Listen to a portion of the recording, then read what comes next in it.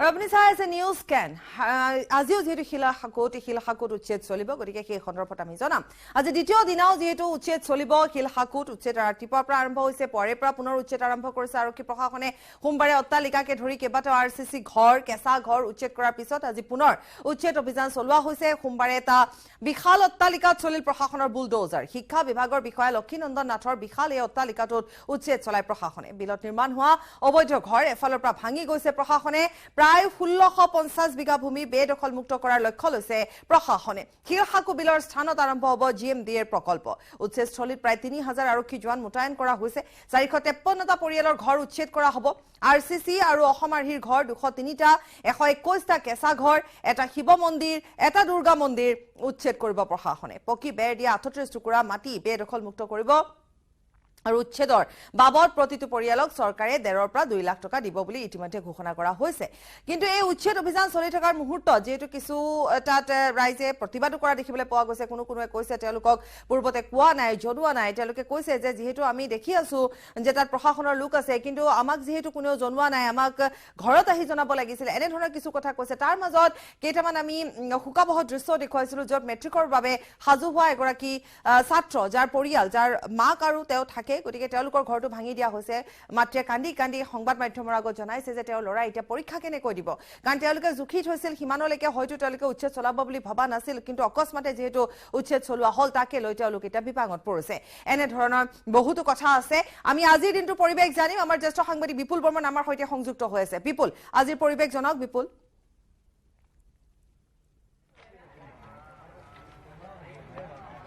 পাপৰি আমি ইয়াৰ আগত লাইভৰ সময়ত আমি দেখুৱাইছিলো যে কি ধৰণে আজি কোনফালে আপোনাৰ কাৰ্বিদাহাল যি মন্দিৰ আছে সেই মন্দিৰৰ ফালে এতিয়া উচ্ছেদ অভিযান চলি আছে তাৰপিছত কিছু সময়ৰ বাবে আমি এটা কেম্প আছে কেম্পৰ ফালে আহিছো কিন্তু মই এইটো কথা জনাইছো যে এইটো আপুনি লেক সদৃশ এতিয়া বনাই আছে সম্পূৰ্ণ হোৱা নাই এই যে দেখিছে এনেধৰণে আচলতে জিএমডি এটা প্ৰজেক্ট কৰিব বিচাৰিছে ইয়াত ইতিমধ্যে এই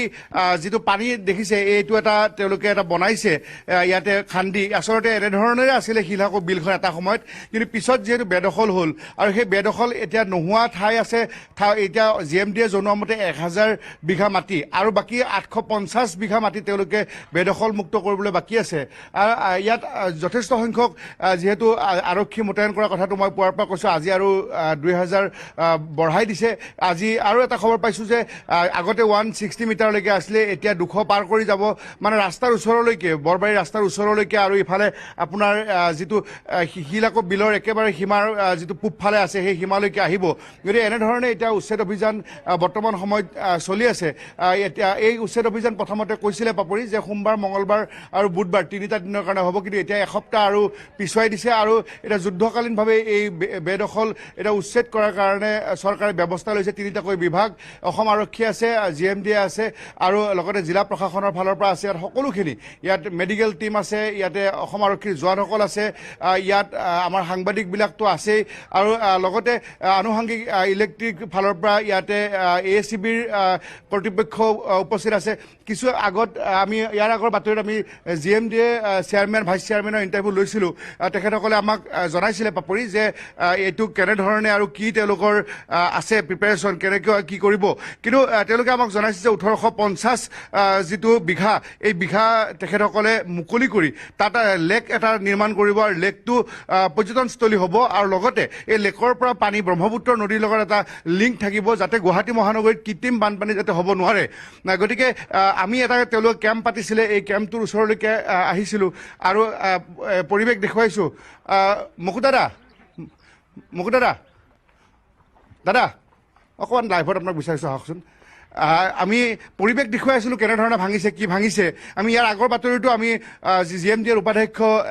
মুকুতা ডেকা ডাঙৰীয়া তেখেতৰ ইণ্টাৰভিউ লৈছিলোঁ আকৌ এবাৰ ল'ব বিচাৰিছোঁ এতিয়া যোৱাকালি কিমান ভাঙিলে আজি আৰু কিমান ভাঙিছে অকণ জনাওকচোন আনুমানিকটো ক'ব পৰা নাযায় কিন্তু তথাপিও আমাৰ প্ৰশাসনৰ ৰেভিনিউ ডিপাৰ্টমেণ্টৰ তেওঁলোকে হিচাপ কৰি কালি এটা সংখ্যা উলিয়াইছিলে এনে আনুমানিক 200মান পৰিয়ালৰ কৰা বুলি সেনেকৈ ওলাইছিল এতিয়া ভালকৈ তেওঁলোকে কৰি আছে সম্পূৰ্ণ তথ্য নাজানা কৰিতো ক'ব নোৱাৰিম তো সেইকাৰণে সেইখিনি যোৱাকালি হৈছিল আমি এটা খবৰ পাইছোঁ যে সময়সীমা সোমবাৰ মঙলবাৰ বুধবাৰ আছিলে এতিয়া আৰু বঢ়াই দিছে কিমান দূৰ সত্য অকণমান জনাওকচোন এতিয়া এই সময়সীমালৈ কথা অহা নাই এতিয়া যিখিনি হৈ আছে মানে গোটেইখিনি হ'ব লাগিব, হোৱাৰ পাছতে সময়সীমাৰ কথা ক'ব পাৰিম আৰু আজি হোৱাৰ পাছতে ক'ব পাৰিম সেইটো আৰু এটা প্ৰসংগ পুৱাও আপোনালোক কথা পাতিছিলোঁ, ইয়াত একাংশ দালালে মাটিবোৰ বিক্ৰী কৰিছিলে, কিন্তু তেওঁলোক এতিয়া মোবাইল বন্ধ কৰি তেওঁলোকে ইয়াত মানে পলাতক অৱস্থাত আছে। গতিকে দালালৰ সম্ভেদটো আপোনালোকে পাইছে নেকি? নহয়, আমিতো কৈছোঁ যে প্ৰথম কথা হ'ল ৰাইজক মই এতিয়াও কওঁ, ৰাতিপুৱা কৈছোঁ, এইটো আহ্বান জনাইছোঁ যে আপোনালোকে গুৱাহাটী মহানগৰত মাটি কিনিলে প্ৰথমতে মাটিৰ জোনটো চাই ল'ব যে গুৱাহাটী পৌৰ নিগম আৰু গুৱাহাটী মহানগৰ উন্নয়ন কৰ্তৃপক্ষ অনুমতি দিব পাৰে নে নোৱাৰে, সেইবিলাক চাই ল'ব। দালাল ক'ৰ পৰা আহে? মই যদি মাটিটো কিনাৰ কাৰণে আগ্ৰহ নকৰোঁ তেতিয়াহ'লে দালাল ক'ৰ পৰা সৃষ্টি হ'ব? আমাৰো হয়তো নিশ্চয় ভুল আছে, আমিও সজাগ সচেতন হ'ব লাগিব। আৰু দালালৰ কথা মতেও মাটি কিনিব নালাগে। মাটি কিনিব হ'লে আপোনালোকে চৰকাৰী কাৰ্যালয়ত যাওক যে এই মাটিখিনি কোন জোনত পৰে, সেইমতে আপোনালোকে কৰক, তেতিয়া আপোনালোকে বিপদত নপৰে। আৰু এটা কথা মনত ৰাখিব, চৰকাৰৰ মাটি চৰকাৰে ল'বই, কাৰণ যিকোনো এটা আঁচনি এটা কৰিব লগা হ'লে চৰকাৰৰ মাটি লাগিব। যেনেকৈ আমি নেশ্যনেল হাইৱে বনাইছে, এতিয়া ম্যাদী মাটিও গৈছে, আমি লিখাই থাকে আমাৰ মাটিবিলাকত যে চৰকাৰৰ মাটি যেতিয়া প্ৰয়োজন হয় তেতিয়াহ'লে চৰকাৰৰ মাটি অধিগ্ৰহণ কৰিব পাৰে। এইটো ম্যাদী মাটি যেতিয়া কাগজ দিয়ে তেতিয়া লিখা থাকে। সেইকাৰণে আমি সজাগ সচেতন হ'ব লাগিব। আমি এখন সুস্থ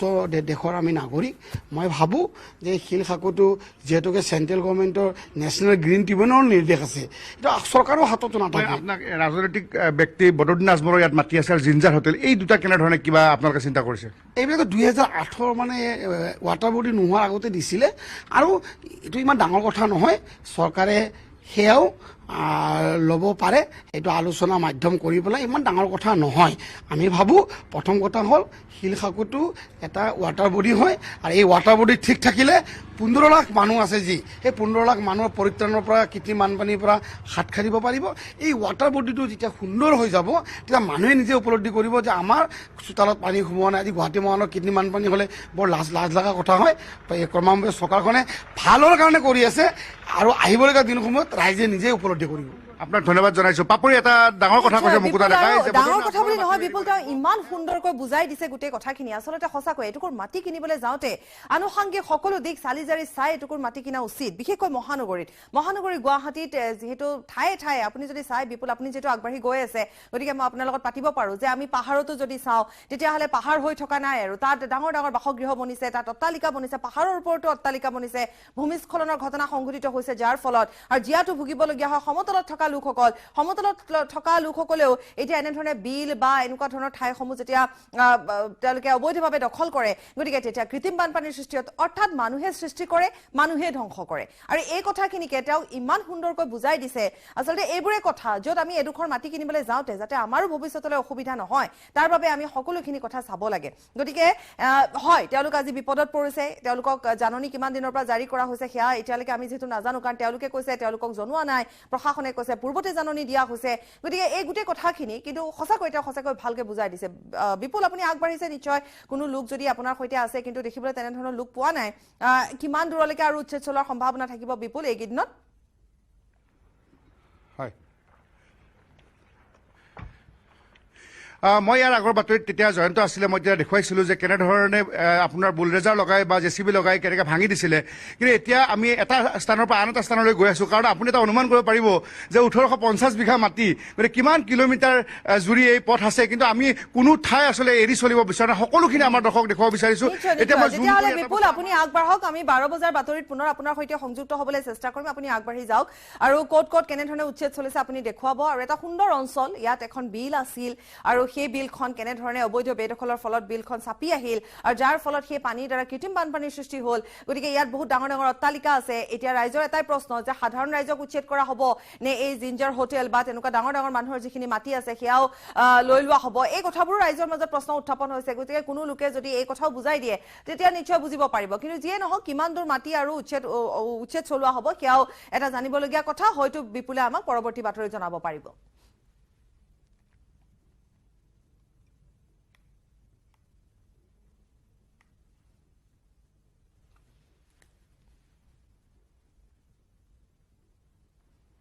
খবৰ অব্যাহত ৰাখিম, সময় দিছো বাণিজ্যিক বিৰতি। কেৱল ষ্ট্ৰং নহয়, মাইথান ষ্ট্ৰং, মাইথান ষ্টীল, নিৰ্মাণৰ মানদণ্ড।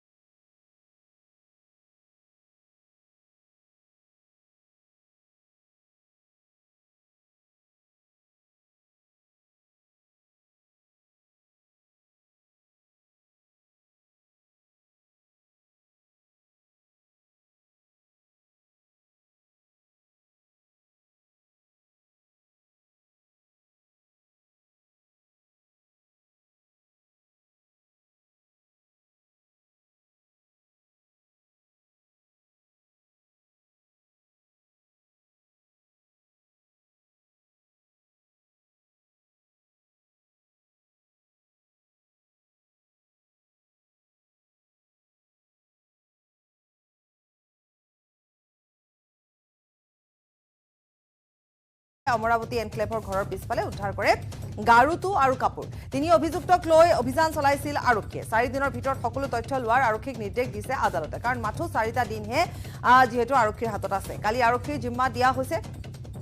মাত্ৰ 4 দিনৰ বাবে দিয়া হৈছে। গতিকে 4 দিন হৈছে আৰক্ষীৰ বাবে এক প্ৰত্যাহ্বান। আৰক্ষীয়ে কেনেধৰণে আগবাঢ়িব, ক'ত কেনেধৰণে ক্লু বিচাৰিব। যিটো বাসগৃহত আৰক্ষীয়ে ইতিমধ্যে অভিযান চলাইছিল, সেই বাসগৃহটোত প্ৰথম অৱস্থাত একো বস্তু নাপায়, বা যি ধৰণে বাথৰুমত তেজৰ চেকুৰা পোৱা গৈছিলে, কিন্তু তেতিয়া গাৰু বা বিছনা চাদৰ পোৱা নগ'ল। কিয় পোৱা নগ'ল? য'ত নেকি দ্বিতীয়বাৰৰ বাবে অভিযান চলাই তাত গাৰু পোৱা হ'ল বা বিছনা চাদৰ পোৱা হ'ল। এনেধৰণৰ বহু কথা আহে আচলতে, কাৰণ যিটো এনক্লেভ আছে সেই এনক্লেভৰ চাৰিওফালে যদি চোৱা যায়, তাত কিবা বস্তু যদি পেলাই দিয়া যায়, তাত বিচাৰি উলিওৱা বৰ এটা অসহজ নহয়, বৰ এটা কঠিন নহয়। গতিকে সেইদিনাখন স্বীকাৰোক্তি নিদিলেও অন্তত আৰক্ষীয়ে চাৰিওফালে এবাৰ অভিযান চলোৱা নাছিল নেকি? গতিকে ইমান দিনৰ পিছত আৰক্ষীয়ে আকৌ দ্বিতীয়বাৰ অভিযানৰ সময়ছোৱাত কালি গাৰু তেজেৰে লুতুৰি পুতুৰি গাৰু পাইছে বুলি কোৱা হৈছে আৰু বিছনা চাদৰ পোৱা হৈছে। ঘৰৰ চাদৰ ওপৰত যিখিনি সামগ্ৰী জ্বলাই দিয়া হৈছিলে তাত কি কি আছিল? তাত হয়তো বহুখিনি সামগ্ৰী জ্বলাই দিয়া হৈছিল, তাত বিছনা চাদৰ জ্বলাই দিয়া নাছিল নেকি? গতিকে এনেকুৱা ধৰণৰ কথা থাকে। এতিয়া কি ধৰণে আৰক্ষী আগবাঢ়িছে, কিমান ক্ষিপ্ৰতাৰে আগবাঢ়িছে আৰক্ষী আৰু কেনেধৰণে আগবাঢ়িব, কাৰণ এতিয়ালৈকে যিহেতু শৰীৰৰ আন অংগ বিচাৰি পোৱাই নাই, গতিকে শৰীৰৰ আন অংশ নোহোৱাকৈ আৰক্ষীয়ে কি ধৰণে কি পৰ্যায়লৈ যাব, কেনেকৈ যাব, গতিকে এই গোটেই কথাবোৰ আহি পৰিছে। আৰু লগে লগে সাধাৰণ ৰাইজৰ মনত প্ৰশ্ন উদ্ভৱ হৈছে, শাস্তি পাবনে বন্দনাই? কাৰণ বন্দনাই যি ডাবল মাৰ্ডাৰ সংঘটিত কৰিলে, আৰু এটা মাৰ্ডাৰ কৰাৰ পৰিকল্পনা আছিল বুলিও ইতিমধ্যে ওলাইছে। এই মুহূৰ্তত আমি ভাস্কৰ হাজৰিকাৰ সৈতে সংযুক্ত হৈছো। ভাস্কৰ, যিহেতু কৈ উৰকে নপৰে ভাস্কৰ, বন্দনাৰ কথা উৰকে নপৰে আচলতে। গতিকে এতিয়া নতুন নতুন তথ্য আৰক্ষীৰ হাতত আহি পৰিছে এদিনতে, যোৱাকালি দিনটোতে, কাৰণ 4 দিনৰ আৰক্ষী জিম্মাত আৰু 3 দিন আছে। গতিকে আৰক্ষী কেনেকুৱা ধৰণে আগবাঢ়িছে আৰু এতিয়া আপোনাৰ হাতত থকা খবৰখিনি জনাওক। নহয়, আজি কিছু সময় পূৰ্বে তিনি অভিযুক্তক যি GMCHৰ টক্সিলজি ডিপাৰ্টমেণ্ট আছে তালৈ তেওঁলোকক লৈ অনা হৈছে, আৰু লৈ আনি তেওঁলোকক বিশেষ আচলতে যি পৰীক্ষা, সেই পৰীক্ষা কৰা হ'ব। কথাটো হৈছে আপুনি কোৱাৰ যে যিহেতু যি যোৱাকালি নাৰেংগী যিটো বাসগৃহত অমৰাৱতী এপাৰ্টমেণ্টত, অৰ্থাৎ অমৰাৱতী এপাৰ্টমেণ্টত যি অভিযান চলাইছিলে, সেই অমৰাৱতী এপাৰ্টমেণ্টৰ পিছফালৰ পৰা বিছনা চাদৰ গাৰু উদ্ধাৰ কৰা হৈছিলে। কিন্তু কথাটো হৈছে এটা কথা স্পষ্ট যে বিগত 11টা দিনেই আৰক্ষীৰ জিম্মাত থকাৰ সময়ত কিন্তু বন্দনাই বহু ভুলতে তথ্য দিছিলে, কাৰণ সেই মুহূৰ্তলৈ কিন্তু 11 দিনে তেওঁ স্বীকাৰ কৰা নাছিলে যে তেওঁ হত্যা কৰাৰ পাছত যি তেজ যি মুচিছিলে, যিটো গাৰু বা যিখন বিছনা চাদৰ সেইখন ক'ত থৈছিলে সেয়া কিন্তু এটা কথা আপুনি কওক মোক, যে তেওঁ স্বীকাৰোক্তি ঠিকে দিয়া নাছিল বাৰু। তেওঁ দিয়া নাছিলে যে এইফালে বিছনা চাদৰখন পেলোৱা হৈছে বা গাৰুটো পেলোৱা হৈছে। আপুনিও অমৰাৱতী এনক্লেভ দেখিছে, গতিকে ময়ো দেখিছো। গতিকে তাত এনেকুৱা ইমান ডাঙৰ ড্ৰেইন বা এনেকুৱা ধৰণৰ কোনো ব্যৱস্থা নাই যে কিবা এটা পেলাই দিলে তাত উঠি যাব। ইমানেই বেছি জংঘল, হাবি জংঘল আছে। কথা হৈছে বন্দনাই কিন্তু চাদৰ ওপৰত কিছু সামগ্ৰী জ্বলাইছিলে। প্ৰথম অৱস্থাত যেতিয়া আৰক্ষীয়ে অভিযান চলাইছিলে তেতিয়া আৰক্ষীক স্বীকাৰোক্তি নিদিলেও আৰক্ষীয়ে ঘৰটো চাৰিওকাষে অভিযান চলোৱা নাছিল নেকি? তেতিয়া আৰক্ষীয়ে বিছনা চাদৰ গাৰু নাপালে নেকি? ওপৰত জ্বলোৱা সামগ্ৰীখিনি কি কি আছিলে? আৰক্ষীয়ে প্ৰথম অৱস্থাতে পুংখানুপুংখভাৱে নাচালে নেকি, যে দ্বিতীয়বাৰ স্বীকাৰোক্তি দিয়াৰ পিছতহে তালৈ গ'ল? নহয়, আচলতে হয়তো সেয়া কোৱা হোৱা নাছিলে, যাৰ বাবে দ্বিতীয়বাৰ তেওঁ স্বীকাৰোক্তি দিয়াৰ পাছত দ্বিতীয়বাৰ অভিযান চলাই সেইসমূহ উদ্ধাৰ কৰা হৈছিলে। আৰু ওপৰত যি জ্বলাই দিয়া আছিলে সেয়া আচলতে ক'ব খুজিছে যে সেয়া হত্যাকাণ্ডৰ লগত জড়িত কোনো সামগ্ৰী নাছিলে। সেয়া যিহেতু সেই কোঠাটো চাফা কৰা হৈছিলে, সেই কোঠাটো চাফা কৰি তাত পূজা পতা হৈছিলে, গতিকে তাত সেই সময়ত সেই ঘটনাৰ পিছতে আচলতে যিসমূহ হত্যাৰ লগত জড়িত যিসমূহ ৰিলেটিভ যিসমূহ সামগ্ৰী সেয়া পেলাই দিয়া হৈছিলে, আৰু সেয়া ঘৰটোৰ বেক চাইডে যিটো যোৱাকালি অভিযান চলাই উদ্ধাৰ কৰিছে তাত পেলাই দিয়া হৈছিলে। কিন্তু যিখিনি জ্বলাই দিয়া আছিল সেইখিনি ইয়াৰ হত্যাকাণ্ডৰ লগত কোনো ৰিলেটেড নহয় বা জড়িত নহয় বুলি আৰক্ষীয়ে স্পষ্টভাৱে ক'ব খুজিছে। যি নহয়, গোটেই ঘটনাটোৰ আৰম্ভণিৰ পৰা মিছগাইড কৰা বুলি কৈছে আৰক্ষীক। আচলতে তেওঁ বহু ধৰণৰ বিপদে পৰিছিল। আৰক্ষীয়ে বহু চেষ্টা কৰিও তেওঁ মুখৰ পৰা আচলতে ভাষা বা মাত উলিয়াব পৰা নাই। ভাস্কৰ যেতিয়া বিপথে পৰিচালিত কৰিছে, প্ৰত্যেকটো খোজতে আৰক্ষীক তেওঁ মিছগাইড কৰিছে। নহয়, প্ৰতিটো খনত আচলতে তেওঁ আগবেলা যদি এটা কথা কয়, পিছবেলা এটা কথা কয়, এনেকুৱা ধৰণৰ। বেছিকৈ যদি তেওঁক সোধ পোছ কৰিব যায়, কান্দি দিয়ে, এটা এখন অভিনয় কৰে। তেওঁ গোটেইখন নাটক কৰিব বিচাৰিছিল, আৰু তেওঁ নিজে জানে হয়তো যে যদি তেওঁ যি ধৰণে আৰক্ষীয়ে বিচাৰিছে, যি ধৰণৰ তথ্য বিচাৰিছে, সেই তথ্য যদি দিব নোৱাৰে বা সেই তথ্য যদি নাপায়, আৰক্ষীয়ে নিশ্চয় তেওঁলোকৰ জামিন সোনকালে হ'ব। কাৰণ তেওঁ বাৰে বাৰে তদন্তকাৰী বিষয়া বা তেওঁৰ লগত যি মহিলা আৰক্ষী থাকে তেওঁক সোধে যে মই জামিন কেতিয়া পাম। অৰ্থাৎ তেওঁ সেইটো বিচাৰিছে যে জামিন কেতিয়া লাভ কৰিব, আৰু জামিন লাভ কৰি তেওঁ মুক্তি কেতিয়া মুকলি আকাশলৈ আহিব। গতিকে এইটো তেওঁ বিচাৰি আছিলে। গতিকে সেয়া হয়তো তেওঁ গম পায়, আৰু সেইবাবে তেওঁ গোটেই ঘটনাটোক আচলতে এনেদৰে চুচুৰাই আছিলে। তদন্তকাৰী বিষয়াক চুচুৰাই আছে প্ৰতিদিনে। তেওঁ ভাস্কৰ, আৰু তেওঁৰ চতুৰ আমি আৰক্ষীক সাংঘাতিক ধৰণে বিভ্ৰান্ত কৰিছে। কিন্তু আপুনি যদি চাওক, আজি বিগত কিমান দিন ধৰি আৰক্ষীয়ে কিন্তু বন্দনাৰ জালতে আৰক্ষী আচলতে সোমাই আছে বন্দনাৰ জালৰ পৰা মুক্ত হ'বই পৰা নাই আৰক্ষীয়ে নিজৰ হয়তো আৰক্ষীয়ে নিজৰ চিন্তাধাৰাৰে আগবাঢ়িব পৰাকৈ কালি যেনেধৰণে ক্ষিপ্ৰতাৰে আগবাঢ়িলে হয়তো এতিয়াহে আৰক্ষীয়ে কথাবোৰ যিহেতু যিমান বাৰ তেওঁ সুধিবলৈ চেষ্টা কৰি আছে বা যি ধৰণে কৰি আছে বাৰে বাৰে বিভ্ৰান্তি বাৰে বাৰে তেওঁ বিপথে পৰিচালিত কৰিছে আৰক্ষীক আপুনি কোৱাৰ দৰে অত্যন্ত চতুৰ অত্যন্ত স্মাৰ্ট তেওঁ জানে তেওঁ কেনেধৰণে ওলাব বা কেনেধৰণে তেওঁ জামিন পাব কিন্তু আৰু এটা কথা ভাস্কৰ এই যে তৃতীয়টো এটা তেওঁ প্লেনিং কৰাৰ কথা কৈছে পৰিকল্পনা কৰাৰ কথা কৈছে জামিন পোৱাৰ পিছত সেইজন লোকৰ বাবেও কিন্তু কিছু পৰিমাণে তেওঁ অসুৰক্ষিত অনুভৱ নকৰিবনে কিছু সংশয় নাহিবনে কোনো ধৰণৰ তৃতীয়জন ব্যক্তিৰ কথা ইয়াত আহি পোৱা নাই তৃতীয়জন ব্যক্তিক হত্যা কৰাৰ কথা আহিয়ে পৰে ইতিমধ্যে সেইটো আৰক্ষীৰ ফালৰ পৰা কোৱা হৈছে যে সেয়া কোনো ধৰণৰ পৰিকল্পনা আছিল কেৱল দুজন ব্যক্তিয়ে টাৰ্গেট আছিলে বা দুজন ব্যক্তিক টাৰ্গেট বুলি ক'লে ভুল হ'ব আচলতে দুজন ব্যক্তিকে তেওঁ হত্যা ইতিমধ্যে কৰিলে আৰু হত্যা নহয় আচলতে টুকুৰা টুকুৰ কৰি যি পেলাই দিলে কিন্তু সেই তৃতীয়জন ব্যক্তি যিটো প্ৰশ্ন আহি পৰিছে সেয়া কোনো ধৰণৰ তৃতীয়জন ব্যক্তিক তেওঁ হত্যা পৰিকল্পনা কৰা নাছিলে আৰু সেই দুজনকে হত্যা কৰিছিলে সেয়া স্পষ্ট বা সেয়া কোনো পৰিকল্পনা নাছিলে কাৰণ মই কৈছো যিহেতু প্ৰতিটো পলত আচলতে প্ৰতিটো ফোনত তেওঁ বিপৰীত ভাষ্য প্ৰদান কৰিছে আৰক্ষীক বহু ধৰণৰ ভাষ্য প্ৰদান কৰি তেওঁ গোটেই ঘটনাটোক ডাইভাৰ্ট কৰাৰ চেষ্টা চলাই আছে কিন্তু আৰক্ষীয়েও ইতিমধ্যে এটা কথা কৈছে যে তেওঁলোকে ইতিমধ্যে যিসমূহ সমল পাব লাগে সেয়া লাভ কৰিছে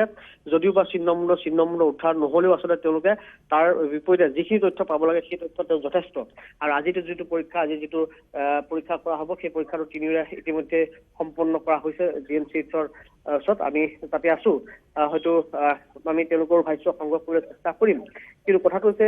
4 দিন সময় ইতিমধ্যে 2টা দিন গ'ল আৰু 2টা দিন আছে সেই 2টা দিনত যিমানখিনি পাৰে তেওঁলোকে আৰু তথ্য সংগ্ৰহ কৰিব হয়তো পুনৰ তেওঁলোকক নিজৰ আৰক্ষীয়ে নিজৰ যিমান নল'ব তেওঁলোকক জেললৈ প্ৰেৰণ কৰাৰ সম্ভাৱনা আছে কাৰণ অহাগত 3টা মাহৰ ভিতৰত যিটো তেওঁলোকে এখন চাৰ্জশ্বিট দিব লাগিব সেই চাৰ্জশ্বিট যাতে ষ্ট্ৰং চাৰ্জশ্বিট দিব পাৰে সেয়াই তদন্তকাৰী বিষয়াগৰাকীয়ে লাগি আছে গতিকে তদন্তকাৰী বিষয়াগৰাকীয়ে কৈছে যে তেওঁলোকে এখন ষ্ট্ৰং চাৰ্জশ্বিট দিবলৈ সক্ষম হ'ব আৰু তেওঁলোকে যিখিনি এভিডেন্স পাব লাগে পাইছে যদিও বা তেওঁলোকে বন্দনাই সহযোগিতা আগবঢ়োৱা নাছিলে কিন্তু তেওঁলোকে তাৰ মাজতো সকলো তথ্য তেওঁলোকে লাভ কৰিবলৈ সক্ষম হৈছে নিশ্চয় ভাস্কৰ ধন্যবাদ জনাইছো আপুনি শেহতীয়া আপডেট দিলে আমাক যে আৰক্ষী বৰ্তমান যিখিনি তথ্য আৰক্ষীৰ হাতত লাগে এখন ষ্ট্ৰং চাৰ্জশ্বিট বনাবৰ বাবে আৰক্ষীৰ হাতত সেইখিনি তথ্য সেইখিনি সমল আৰক্ষীৰ হাতত আছে গতিকে আৰক্ষীয়ে এক প্ৰকাৰ আৰক্ষী সাজু হৈ আছে আৰু 2টা দিন আৰক্ষীৰ হাতত আছে গতিকে এই 2টা দিন যদি যোৱাকালিৰ পৰা ধৰা হয় তেতিয়াহ'লে কিন্তু আৰু আজিৰ দিনটোকে ধৰি 2টা দিন আছে আৰু যদি আজিৰ পৰা ধৰা হয় তেতিয়া 3টা দিন কিন্তু যিয়ে নহওক আৰক্ষীৰ বাবে এই 2টা দিন আৰক্ষীৰ বাবে যথেষ্ট বুলি আৰক্ষীৰ তৰফৰ পৰা কোৱা হৈছে আৰক্ষীয়ে ইতিমধ্যে বন্দনাই যিমানে বিপথে পৰিচালিত নকৰক কিয় আৰক্ষীয়ে কিন্তু নিজৰ কাম কৰি গৈছে আৰু অতি ক্ষিপ্ৰতাৰে আৰক্ষী তদন্ত আৰম্ভ কৰি এতিয়া আৰক্ষীৰ হাতত যিখিনি তথ্য লাগে এখন চাৰ্জশ্বিট তৈয়াৰ কৰিবৰ বাবে ষ্ট্ৰংকৈ মজবুতকৈ সেইখিনি ইতিমধ্যে আৰক্ষীৰ হাতত আছে বা গোট খাইছে বুলি আৰক্ষীৰ তৰফৰ পৰা জানিবলৈ দিছে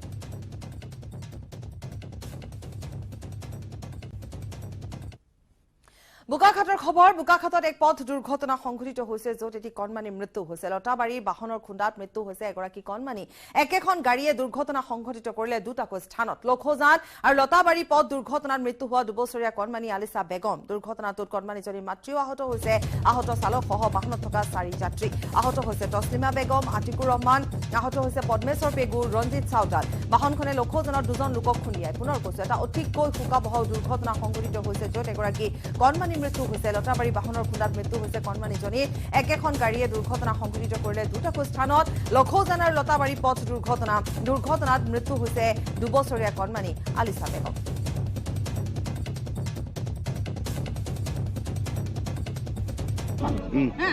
আহি আমি পিছা ঐ কৈছো নাই আহি ইয়াত একদম সোমাই দিলে ছোৱালী এজনী আৰু মাকৰ ছোৱালীৰ অৱস্থা একেবাৰে বেয়া ছোৱালী পাইছো অমিতা গছৰ তলত মাকক পাইছো মানে হেৰি কি কয় মানে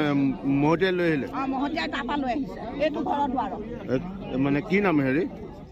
মাইকী মানুহজনী তছলি বেগম আমাৰ 90 এজনী আৰু ভতিজা ছোৱালী খতম কৰি দিছে পুলিচৰ থানাত নিয়াৰ আগত ইয়াত মালিক আহিব তাৰপিছত গাড়ী উঠাই লৈ যাব বাকি আইনী প্ৰক্ৰিয়া পুলিচে কৰি লওক নিজৰ মতে কাৰণ বহুত এক্সিডেণ্ট চাইছো থানাত যোৱাৰ পিছত মালিকে ক'ব ইঞ্চুৰেঞ্চ ক্লেইম কৰা ইঞ্চুৰেঞ্চ ক্লেইম হ'ব 10 বছৰ পিছত টকা পাবা 10 বছৰ পিছত মানুহ মৰি যাব আমি দুখীয়া মানুহ আমাৰ ট্ৰিটমেণ্ট কৰিবলৈ টকা নাই মালিক আহিব ট্ৰিটমেণ্ট কৰি ৰিস্ক ল'ব গোটেইখিনি তাৰপিছত গাড়ী যাব ইয়াৰ পৰা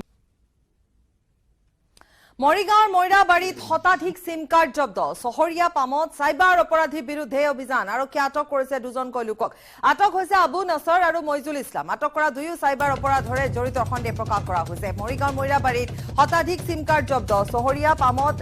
চাইবাৰ অপৰাধীৰ বিৰুদ্ধে অভিযান আৰক্ষীয়ে ইতিমধ্যে আটক কৰিছে 2জনকৈ লোকক আটক হৈছে আবু নছৰ আৰু মইজুল ইছলাম আটক কৰা দুয়ো হৈছে চাইবাৰ অপৰাধৰ সৈতে জড়িত শতাধিক সিম কাৰ্ড জব্দ কৰা হৈছে